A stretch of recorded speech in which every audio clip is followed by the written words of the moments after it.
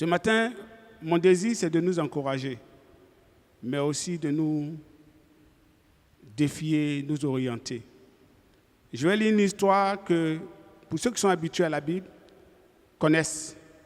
Et à travers cette histoire-là, je vais montrer plusieurs personnages. Il y aura 2 femmes dedans qui vont agir sur un petit garçon, un enfant. Il y aura une autre personne qui va aussi agir sur ce petit garçon. C'est une histoire typique de ce qu'on appelle la narration hébreu.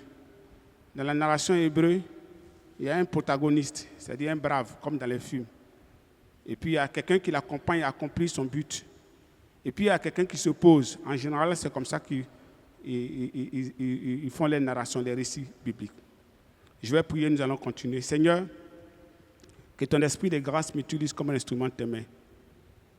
Ce jour est spécial et je veux que ce message soit spécial. Que ça touche, ça encourage, que ça aide. Je veux être simplement un instrument de tes mains. Je te l'ai demandé, je t'ai supplié. Maintenant, je suis là. Prends possession de tout mon être et que ma bouche soit ta bouche, que mon corps soit ton corps. Gloire, majesté, tu te reviennes. Au nom de ton Fils de prier. Amen. 2 Chroniques, chapitre 24. 2 Chroniques, chapitre 24. 2 Chroniques, chapitre 24. Versets 1 à 3. Joas était âgé de 7 ans lorsqu'il devint roi. Il régna 40 ans à Jérusalem. Sa mère se nommait Sibia. Elle était originaire de Beer-Sheba. Joas fit ce que l'Éternel considère comme juste pendant toute la vie du prêtre Jehoiada. Celui-ci lui fit épouser 2 femmes et lui donnait des fils et des filles. Voilà l'histoire d'un petit roi. Mais là où on est arrivé, on ne peut pas vraiment comprendre cette histoire-là vraiment si on ne va pas en arrière. Cet enfant est devenu roi difficilement parce que des personnes ont agi, sont intervenues pour qu'il soit roi, pour qu'il vive même et qu'il soit roi. Une de ces personnes est mentionnée ici. Il s'appelle Jehoiada. C'est un prêtre. Et c'est lui qui a éduqué, qui a protégé avec sa femme. J'ai parlé de sa femme tout à l'heure. Et qui a fait que cet enfant-là est devenu finalement roi. Il lui a trouvé des femmes. Il l'a encadré jusqu'à ce qu'on dise qu'il était un bon roi. C'est pour ça que le titre de mon message, c'est le prêtre Jehoiada. Le prêtre Jehoiada, virgule, serviteur de l'Éternel et faiseur de roi. Et faiseur de roi. Le prêtre Jehoiada, serviteur de l'Éternel et faiseur de roi. Donc, à travers le titre, vous pouvez remarquer que nous sommes toujours dans le thème du service. Parce que je vais garder le thème tout en gardant l'atmosphère, le fait qu'il y a une fête pour les mamans. Et en général, quand il y a une fête pour les mamans, j'aime bien présenter une maman dans la Bible. Et ce matin aussi, je vais présenter 2 mamans dans la Bible, mais qui auront des réactions différentes, opposées. Tout à l'heure, on le fera. Donc, ça, c'est le début du règne de Joas, fils d'Ahazia. La Bible précise que ce roi fit ce que l'Éternel considère comme juste. Pendant toute la vie du prêtre Jehoiada, c'était son mentor, c'était son père, c'était celui qui l'a éduqué, c'était son précepteur, c'était tout pour lui. Mais les choses n'ont pas été faciles. Donc, on va remonter un peu d'un cran dans l'histoire, un peu avant qu'il soit roi. Qu'est-ce qui s'est passé? 2 Chroniques, chapitre 23. Versets 16 à 21. 2 Chroniques, chapitre 23, versets 16 à 21. Jehoiada conclut entre lui, tout le peuple et le roi une alliance. 2 Chroniques, chapitre 23. Donc, au chapitre 24, on descend au chapitre 23, versets 16 à 21. Jehoiada conclut entre lui et tout le peuple et le roi une alliance qui les engageait à être le peuple de l'Éternel. Toute la population s'est rendue au temple de Baal et le démolit. ont mis en pièces ses autels et ses statues. Et l'on tua devant les autels Mathan, le prêtre de Baal. Joiada confia la surveillance du temple de l'Éternel aux prêtres lévites que David avait répartis pour le service du temple de l'Éternel afin d'offrir des holocaustes à l'Éternel conformément aux prescriptions de la loi de Moïse. Remarquez bien, conformément. Ça, c'est un élément très important dans ce que cet homme a fait. Conformément aux prescriptions de la loi de Moïse. Mais dans la joie et en chantant les cantiques composés par David.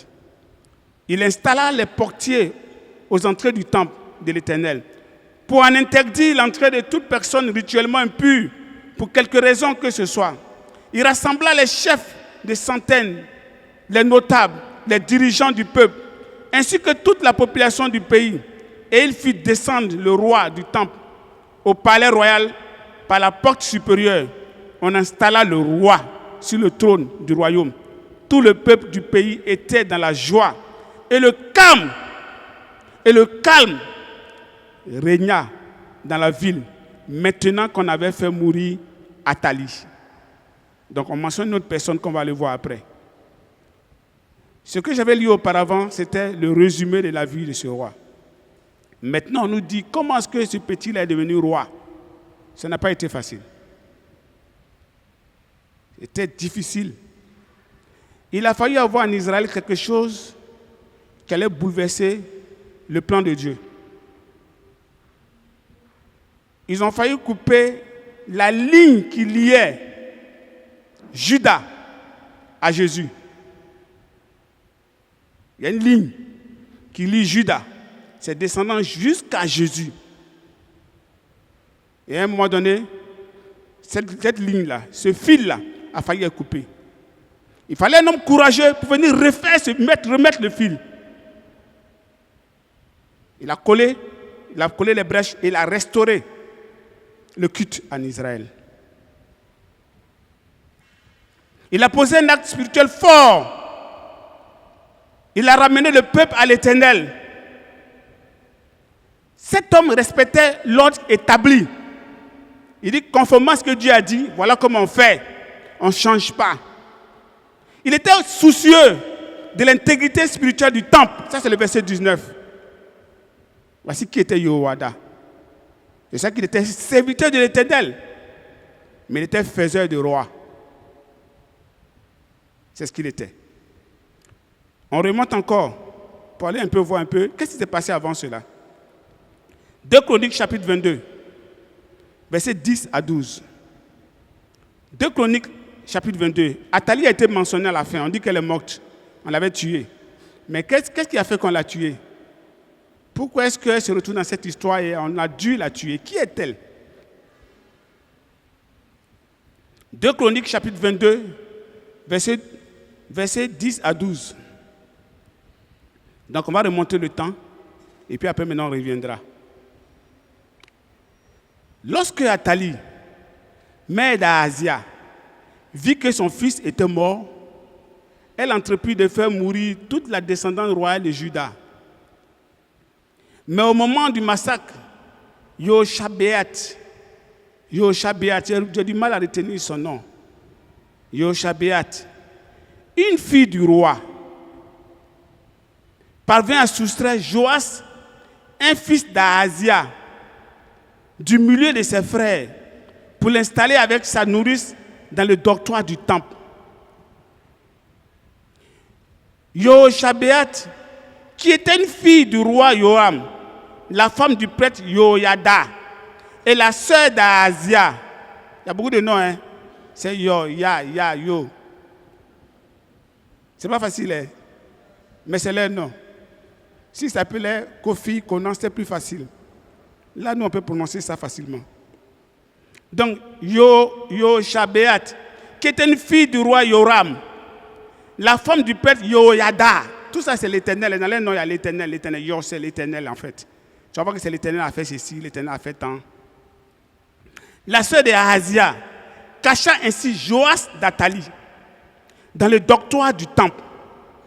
Et on ne le fit pas mourir pendant 6 ans. il resta caché avec les 2 femmes dans le temple, tandis qu'Athalie régnait sur le pays. Athalie était la mère du roi Joram. Athalie était fille de qui? De Jézabel. Alliance entre Juda et Israël. Alliance en mariage. Et puis, voici une femme qui vient de l'autre peuple là-bas, qui n'obéit pas à Dieu. Elle vient se mettre dans le peuple qui continue du plus ou moins à obéir à Dieu. Maintenant, son mari va voir son allié. Et c'est comme ça qu'ils sont tués. Je ne vais pas revenir dessus. On les tue. En fait, on tue celui qu'on devait tuer. Et puis lui aussi, on le tue. Ça ressemble à un dommage collatéral, mais c'est pas, on l'a tué aussi. Donc, elle a vu que son fils était mort. Elle a pris le pouvoir. Voilà. Elle a tué tous ses petits-enfants. Et puis elle s'est installée. Pendant ce temps, une des sœurs du roi, a tout fait pour récupérer le dernier, là, le petit là. Et puis elle l'a caché. Je parlerai de ça plus tard. Voilà ce qui s'est passé. Et Athalie maintenant régnait sur Juda. Athalie régnait sur Juda. La mort d'Ahazia, roi de Juda, a été un grand tournant dans le royaume de Juda. La mort d'un roi. Quand un roi meurt, il y a toujours des petits flottements. Vous entendez souvent, le roi est mort. Et puis on dit, vive le roi. Ça, c'est une phrase. Le roi est mort, vive le roi. Il est mort, mais il faut qu'il y ait un autre roi, quoi. Voilà. Mais qui va être roi? Donc, des flottements qui peuvent donner naissance à des drames. À des drames. Le tableau ici était dramatique, était plus dramatique. Athalie, la mère d'Ahazia, tue tous ses petits-enfants et s'installe sur le trône. Donc voilà à peu près l'environnement dans lequel nous allons surfer, tourner. Yoada ici, donc, va servir Dieu dans un contexte très hostile. Vous imaginez, c'était très hostile, c'est difficile, mais il fallait servir Dieu. Il n'avait pas de pouvoir politique officiel, mais il va être l'instrument de Dieu à cette époque sombre de l'histoire de Juda. Il va être l'instrument de Dieu. Nous aussi, nous avons tous été appelés à être des serviteurs de l'Éternel. Le jour où nous sommes fait baptiser, nous avons décidé de servir Dieu. Mais comment est-ce qu'on le sert? Qu'est-ce qu'on est prêt à faire pour rester fidèle? Qu'est-ce qu'on est prêt à faire? Comment l'avons-nous servi au début? Et comment est-ce qu'on le sert maintenant? Nous avons cette vocation de construire des vies. De la même manière, lui, il a fait des rois. Nous aussi, on fait des disciples. Est-ce qu'on continue toujours de faire des disciples, des rois? Que faisons-nous? Quel est notre impact? Donc, je reviens à le titre. Le prêtre Yoada, serviteur de l'Éternel et faiseur de roi. J'aurai 3 points. J'espère qu'ils seront rapides. Les 2 premiers points vont être liés à ce que Yoada a fait, à ce qu'il est. Et le dernier point sera des leçons qu'on va tirer. Voilà un peu comment je vais faire. Yoada a travaillé pour la justice et l'ordre institutionnel. Bon, c'est le thème que j'ai pu trouver. C'est-à-dire ce que Dieu a établi là. Il s'est battu pour établir ça. Il a travaillé pour la justice et l'ordre institutionnel. C'est ça, un serviteur de Dieu. Un serviteur de Dieu doit être épris de justice. Et il doit aimer les choses, il doit aimer que les choses de Dieu soient accomplies telles que Dieu a dit. 2 Chroniques 23, verset 1 à 3. 2 Chroniques 23, verset 1 à 3. La 7e année, le prêtre Yoada s'arma de courage, il faut du courage, pour affronter Athalie, qui est une descendante de Jézabel. Même Élie a eu chaud. Il lui fallait du courage. Il s'est armé de courage. Et pour faire le bien, il faut beaucoup de courage. Parce que tu te prends pour qui? C'est toi celui qui dit quoi? Si tu n'as pas de courage, tu ne peux pas faire ce qui est juste. C'est difficile de faire ce qui est juste sans courage. Il s'est armé de courage. et fit venir les chefs des centaines, Azariaou, fils de Yoam, Ismaël, fils de Yohanan, bon ça c'est le mot qu'il connaît, c'est Yohana, Azariaou, fils d'Obed, Maaseyaou, fils d'Adayaou, amen, et Elishaphat, fils de Zikri. Et il fit un pacte avec eux. Les officiers parcoururent le royaume de Juda et rassemblèrent les Lévites de toutes les villes de Juda et les chefs des groupes familiaux d'Israël. Puis il revint avec eux à Jérusalem. Et toute cette assemblée conclut une alliance avec le jeune roi dans le temple. Yoada leur dit, voici le fils du roi. Il régnera conformément à la promesse que l'Éternel a faite au sujet des descendants de David. Nous allons restaurer l'ordre institutionnel. Nous allons rétablir les choses telles que Dieu l'a définies. Dieu a dit, et nous on ne peut pas changer, notre personne ne peut pas changer. On va payer le prix, on va souffrir, on risque de mourir. Est-ce que vous êtes prêts? Ils disent oui, on est avec toi, allons-y. Ce fil conducteur, depuis la promesse faite à Judas, quand Jacob bénissait ses enfants, le sceptre appartenait à Judas, qui a circulé pendant longtemps, qui a tourné, jusqu'à... Ça devait arriver à Jésus, il devait être coupé là. Il fallait le remettre. Yoada cherchait à faire ce qui est juste et droit. Juste et droit. Qui doit régner sur le trône? C'était la question. Et quelle est la volonté de Dieu? C'est ça que nous devons appliquer, c'est ce qu'il a dit. Yoada ne protège pas seulement le jeune prince, mais il travaille à lui redonner sa place. Parce que s'il a protégé 6 ans, tu peux protéger quelqu'un. Mais combien de temps vous allez rester caché? Soit vous sortez pour vous battre, soit, je ne sais pas, vous abdiquez. Vous abandonnez, vous vous soumettez. Il veut rétablir l'ordre divin. Il se dresse contre l'injustice. Et c'est le fondement de tout bon serviteur spirituel. La justice. Faire ce qui est juste. Mais autour de Joas, en réalité, en dehors de Yoada, il y avait 2 femmes qui étaient 2 mères. Il y avait 2 mères. La première s'appelait Athalie. Était la grand-mère de ce jeune homme, de ce petit, de cet enfant. Athalie. La deuxième était sa tante. Je n'ai pas écrit son nom. J'ai du mal à prononcer son nom. Yoachich Beat, sa tante.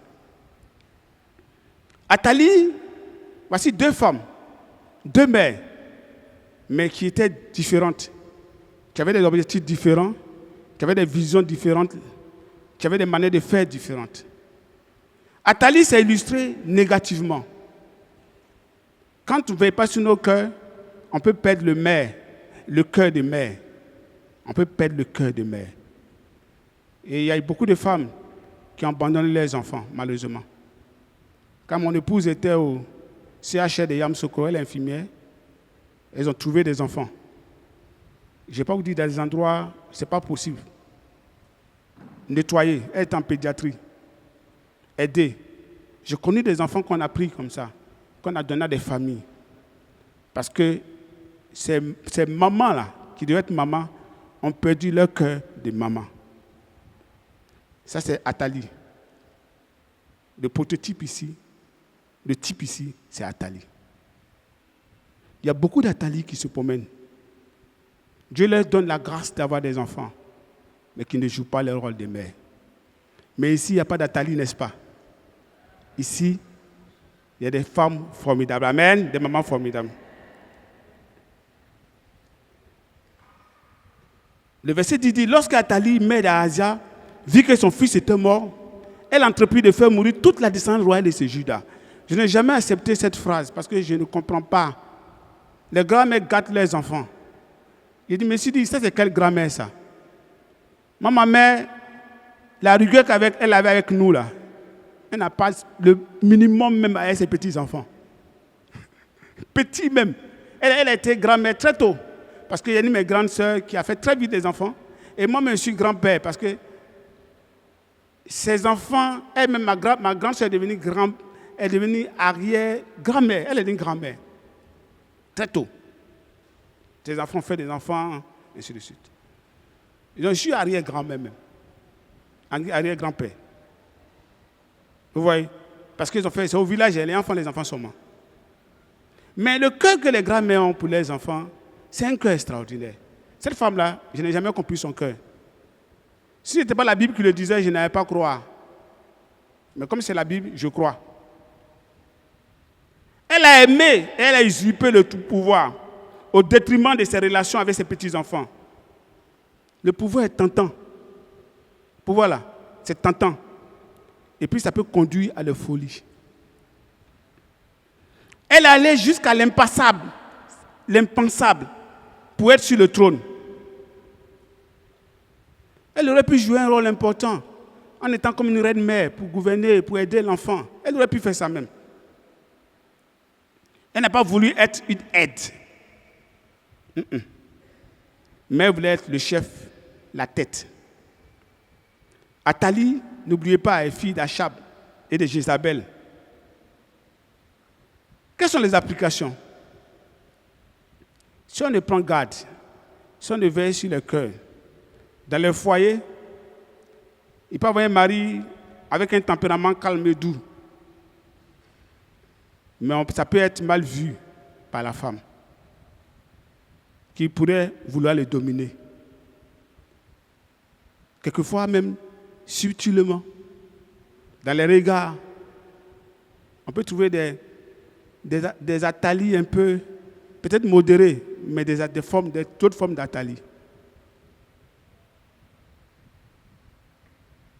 C'est pour ça que beaucoup de personnes ont peur de rentrer chez eux à la maison. Ça, c'est une raison pour laquelle ils en restent dehors.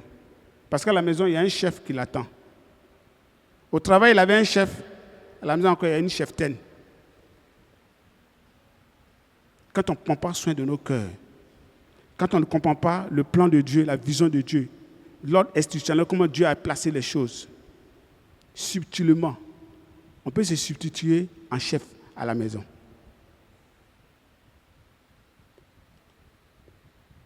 Dans les églises, à force d'hésiter, parce qu'il y a un vide constitutionnel, quand les lois, on discute trop, mon cher, on profite. Dans les églises, à force d'hésiter ou de tergiverser sur le rôle de la femme, peu à peu, des femmes prennent des rôles qui ne sont pas leur rôle. Quand on hésite, on tergiverse. OK. Il y a un vide juridique là. Ça ressemble à un vide juridique. Il faut profiter. Elles deviennent des Athalies dans les foyers et dans les églises. Mais à ce sujet, il n'y a pas de vide juridique. La Bible est claire. C'était clair là-dessus. Là où il y a hésitation, un vide juridique ou institutionnel, tout peut se passer. Et l'ordre institutionnel est menacé. Dieu merci. Là, c'est Athalie. Mais en face d'Athalie, il y avait une autre femme. Une autre femme qui était là. Qui s'est illustrée positivement. Verset 11. Mais au moment du massacre, Yoshabéat, une fille du roi, parvint à soustraire Joas, un fils d'Ahazia, du milieu de ses frères, pour l'installer avec sa nourrice dans le dortoir du temple. C'est une petite phrase. Je me suis imaginé ce qui s'est passé. Ce n'a pas été facile de protéger cet enfant. Il fallait organiser, il fallait planifier. Et c'est une femme qui pouvait faire ça. Femme connaît femme.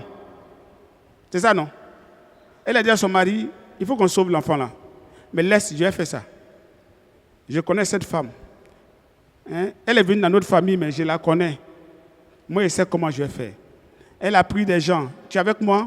Parce qu'on ne tue pas des princes comme ça. Les princes sont protégés. Ils ont des gardes. Ils ont tout. Quelquefois, mais ils sont dans le gouvernement du père, quand ils sont un peu âgés. Les princes là. Donc si tu as essayé de les tuer, c'est que tu as massacré beaucoup de personnes.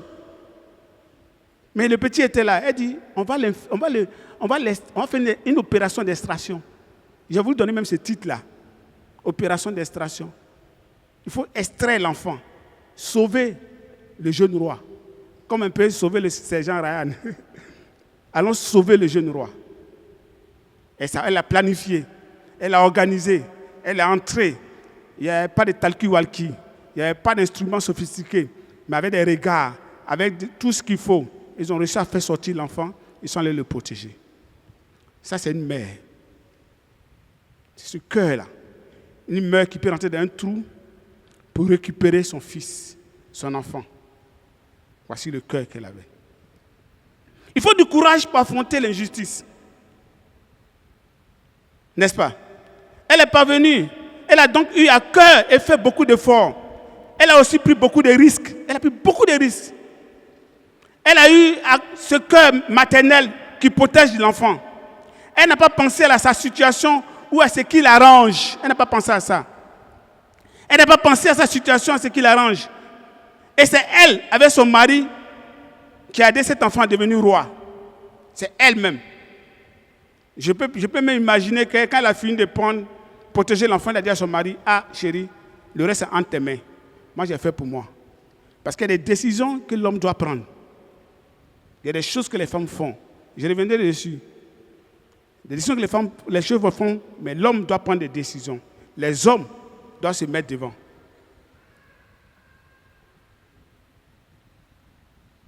Voici ce que sont les femmes. Elles sont mères.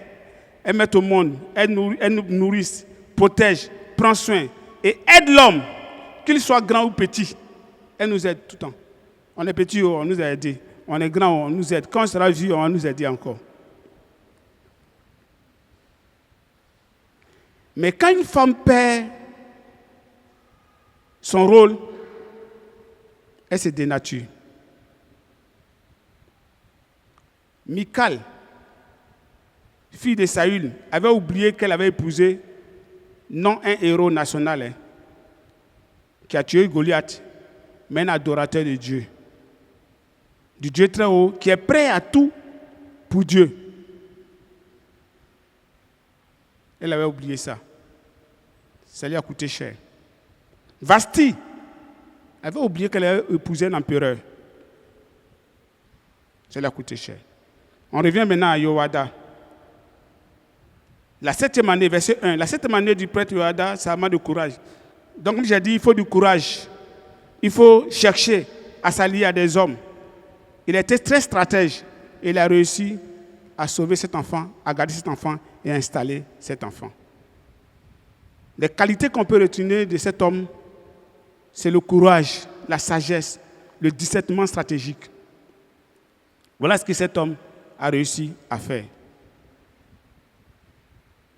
Deuxièmement, il était un serviteur humble et désintéressé. Yoada.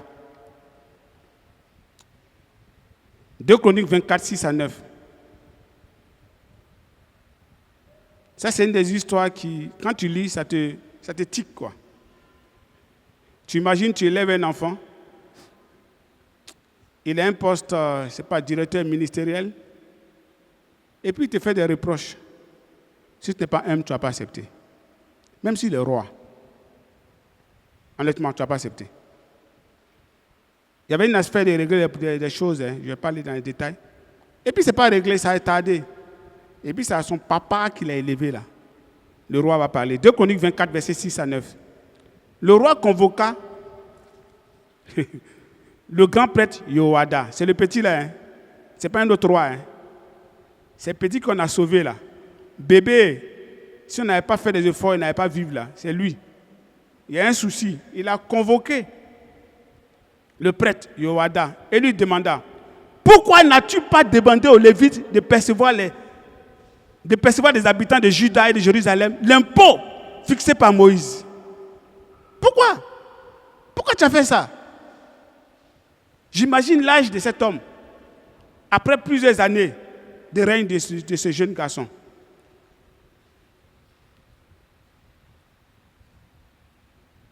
Et vous pouvez lire la suite après.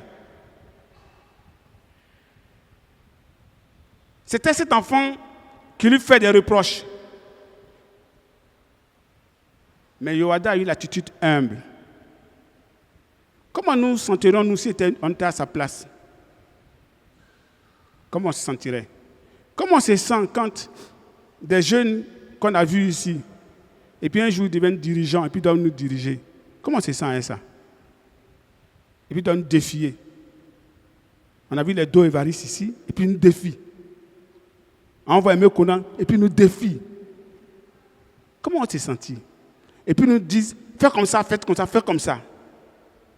Comment on se sentira? Si on n'est pas humble, on sera difficile à être dirigé. Je vous dis. Parce que nous, on aura 45 ans dans la foi. Lui, il aura 15 ans dans la foi. Mais c'est lui le dirigeant. Si on n'est pas humble, on ne va pas se laisser diriger. On ne va pas peut-être dire frontalement, mais on va le fatiguer subtilement. C'est ça que j'apprécie ce cœur-là. Est-ce que vous savez que c'est le seul prêtre qui a été enterré dans la cité de David comme un roi? J'ai anticipé. C'est-à-dire le seul. On l'a enterré comme on enterre les rois de la lignée de David. Le seul. Ce qu'il a refusé, auquel il a renoncé, il aurait pu prendre le pouvoir. Mais il a renoncé, Dieu l'a enterré de manière incroyable. Il est mort dans la vieillesse. Un homme humble et désintéressé. Il sait, ce n'est pas pour une position, ce n'est pas pour un prix, ce n'est pas pour qu'on le voie. Il sait parce qu'il doit servir, il doit faire ce qui est juste. Comment tu te sens quand tu sais pendant longtemps et que personne ne te dit, personne ne t'encourage? Comment tu te sens avec ça? Mais Dieu t'encourage et Dieu te voit.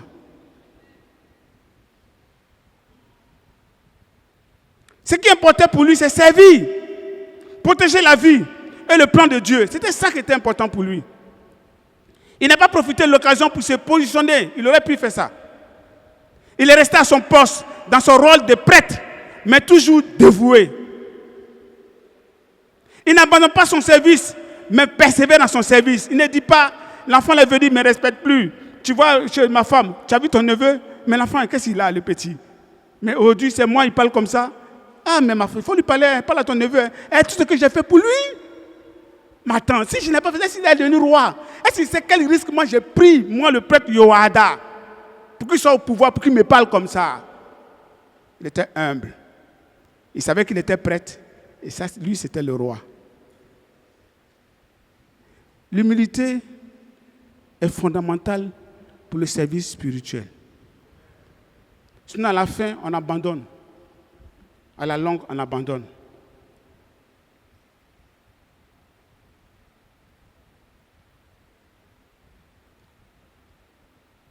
C'est très facile pour nous, avec le temps, de nous lasser, de nous fatiguer de servir. Quand nous n'avons plus les mêmes privilèges. C'est ça, non? Quand avec le temps, nous pensons n'avoir pas obtenu mieux que nous n'avons. Quand des personnes qu'on a vues grandir se retrouvent dans une position un peu plus élevée que la nôtre, en Djemé.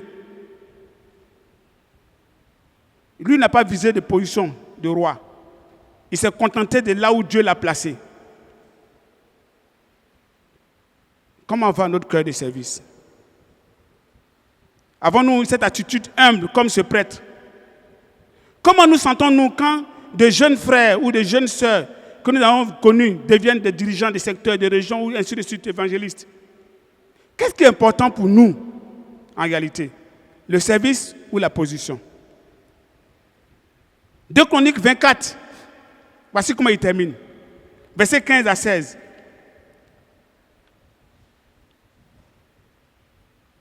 Yoada devient vieux et mourit rassasié de jour à l'âge de 130 ans. Dieu dit, non, mon serviteur, tu vas manger la vie, tu vas vivre, parce que je n'ai jamais, non, ton cœur est trop bon. Waouh! Et puis Dieu l'a donné, il a vécu, mais il était toujours le même Yoada, le même cœur qui a libéré l'enfant, le même cœur que l'enfant, à qui l'enfant fait des reproches, le même cœur resté jusqu'à la fin. Voilà le cœur que nous devons imiter. Parce que nous devons être des serviteurs, nous sommes des serviteurs de l'Éternel et des faiseurs de rois. On amène les autres à grandir. Vous savez qui a dit cette phrase? Qu'ils croissent et que moi je diminue. Ça c'est fou. Jean-Baptiste. C'est lui qui a commencé tout. Il a déblayé tout. C'est lui qui a commencé le baptême. Ce n'est pas Jésus qui a institué le baptême. Et puis on dit voilà, les gens mettent des gens en palabre. Les gens comme ça, ils mettent des gens en palabre. Tu as vu, lui, il bâtit plus que toi. Il dit qu'ils croissent et que moi je diminue. Ça, c'est ce cœur-là, si on peut avoir, c'est bon. De voir l'autre grandir et puis on est heureux. De voir l'autre être béni et puis on est heureux. Il a une nouvelle voiture et puis on est heureux pour lui. On ne regarde pas notre voiture et dit ah, pour moi là, c'est pas bon. C'est comme ce cœur qu'on doit avoir. Verset 16.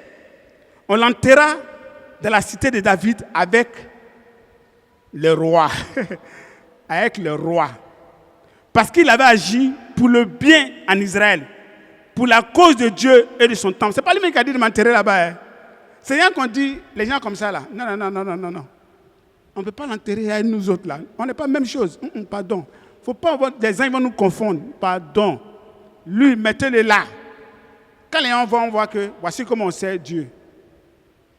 Voici qui est le prêtre Yoada. Une longue vie. Un privilège que très peu ont pu avoir. Troisièmement, quelques applications rapides. Quelques leçons, applications. Il faut aimer servir, même dans l'ombre. Même dans l'ombre. Protéger la vérité et la génération future. C'est notre rôle. On doit penser à la génération future. On doit penser à la transmission. Et les sœurs ont commencé à je les transmets incroyable. J'ai noté des choses ici que je devais parler, mais ce n'est pas sur le temps d'en parler. Mais ce qu'elles sont en train de faire, c'est incroyable. J'ai lu tous les documents. J'ai tiré même des fiches pour donner à certaines personnes. Les fiches, et j'ai vu comment ils ont pensé et dit, mais c'est pas possible. Ça, c'est les femmes qui pensent comme ça. Former des leaders autonomes et enracinés. Restaurer l'alliance, pas seulement gérer les structures. Il faut restaurer les choses, pas gérer les structures. Une chose qu'on doit retenir, c'est qu'on doit préserver ce que Dieu a établi. Même dans le secret, on doit le faire. Pour les femmes, leçon. Faire attention à l'ambition et au pouvoir. Dieu vous a donné le meilleur des rôles. Celle qui amène à la vie et conduit à la vie. Et construit la vie. Celle qui aide l'homme à parfaire l'œuvre de Dieu. Sans les femmes, nous on est zéro. Ouais. Dans le thème soumission, là, soumission, il y a soumission et puis il y a soumet. C'est vrai, les soumissions, non, mais les soumets, sans le soumet, tu ne peux pas bien écrire. C'est-à-dire que si elles ne sont pas là, nous on ne peut pas. Vous avez le meilleur des rôles. Ne changez pas. C'est le meilleur. Amen. Vous êtes riche en innovation, en initiative, en couleur, en harmonie. C'est comme ça que les femmes sont. Ne laissez pas Satan vous communiquer sa rébellion contre Dieu et vous gâcher le cœur et votre mission. Soyez des ânes. Les ânes sont là. Qui, dans sa patience, son intimité avec Dieu et sa résilience dans l'épreuve, obtient de Dieu la faveur de donner la vie au dernier des juges et au précurseur de l'ordre prophétique. Oui.